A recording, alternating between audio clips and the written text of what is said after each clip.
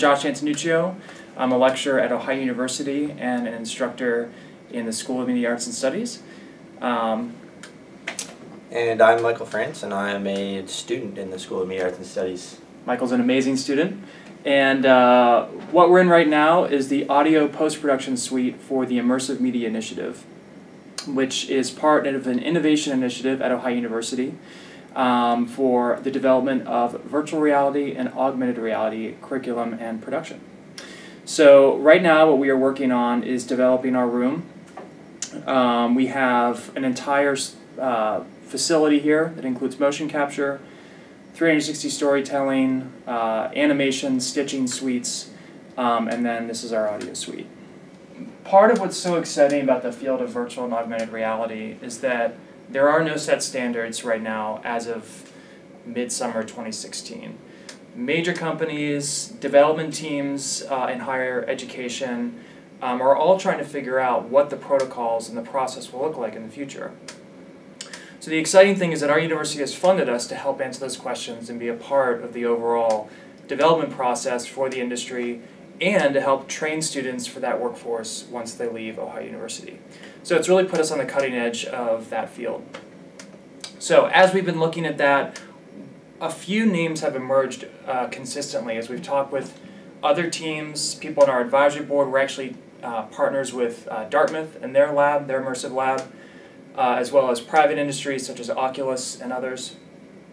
So one of those names that has come up is Nuage, and Oculus obviously has put investment in that. We know that Microsoft has and others, and so as we've thought about how we want to position ourselves for the next few years, we have invested into this system and have developed platforms and working both in Nuendo and also in Pro Tools on this console.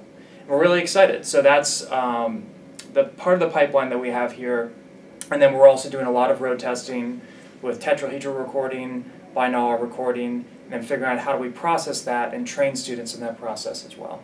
So as we've thought about how we want to incorporate Nuage into our workflow, myself and the student team, including Michael, who's the assistant supervisor for the lab, are going to be involved for the next 3 to 5 years in multiple projects within Ohio University and also outside. So we've already done one project. We worked with national recording artists doing their live shoot at a music festival here in the Midwest. But more importantly, we also have sessions that we're doing across multiple fields: journalism, healthcare, paleontology, psychology, as well as entertainment and traditional kind of music and video.